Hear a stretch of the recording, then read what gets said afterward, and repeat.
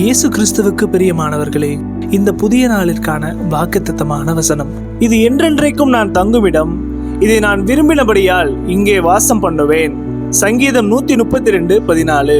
தாவீது தன் வாழ்க்கையில் எத்தனையோ போராட்டங்களையும் அலைச்சல்களையும் சந்தித்தவர்.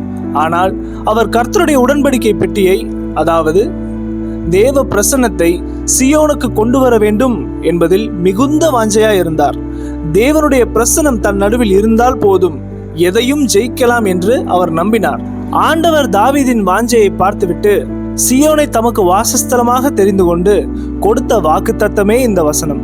என் ஜனத்தின் மத்தியில் நான் விரும்பிய இடத்தில் என்றென்றைக்கும் தங்குவேன் என்று கர்த்தர் சொன்ன வார்த்தையை கேட்டு தாவீது தன் சோர்வுகளில் எல்லாம் தன்னைத்தானே திடப்படுத்தி கொண்டார். இன்று இந்த சத்தியம் உங்களுக்கும் எனக்கும் உரியது. அன்று சியோன் மலையை தேடி வந்த இயேசு இன்று உங்களையும் என்னையும் தம்முடைய கிருபையினால் மீட்டு தான் தங்கும் ஆலயமாக மாற்றியிருக்கிறார். உங்கள் சூழ்நிலைகள் எப்படி இருந்தாலும் சோர்ந்து போகாதிருங்கள். நான் உன்னை விட்டு விலகுவதும் இல்லை, உன்னை கைவிடுவதும் இல்லை என்று சொன்ன தேவன் உங்களையும் என்னையும் தெரிந்தெடுத்திருக்கிறார். உங்களை விரும்பினபடியால் உங்களோடு வாசம் பண்ணுகிறார். அவருடைய தெய்வீக சமாதானம் உங்கள் இருதயங்களை நிரப்பட்டும்.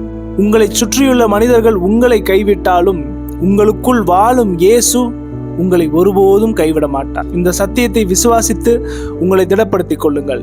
கண்களை மூடி ஜெபிப்போமா?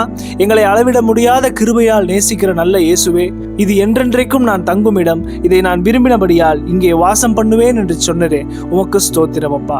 இந்த வீடியோவை பார்த்து கொண்டிருக்கிற உமது பிள்ளைகளின் இருதயத்தை உம்முடைய தங்குமிடமாய் மாற்றுவீராக. சோர்வுகள், பலவீனங்கள், கவலைகள் எல்லாம் மாறி உம்முடைய தெய்வீக சமாதானம் இவர்களை ஆளுகை செய்யட்டும். முற்றிலுமாய் உமது கரத்தில் ஒப்பு கொடுத்து தாழ்த்துகிறோம். நீரே மகிமைப்படுவீராக. மீட்பரும் மறுமை இரட்சகருமாகிய இயேசுவின் வழியாய் ஜெபிக்கிறோம் எங்கள் ஜீவனுள்ள நல்ல பிதாவே, ஆமேன்.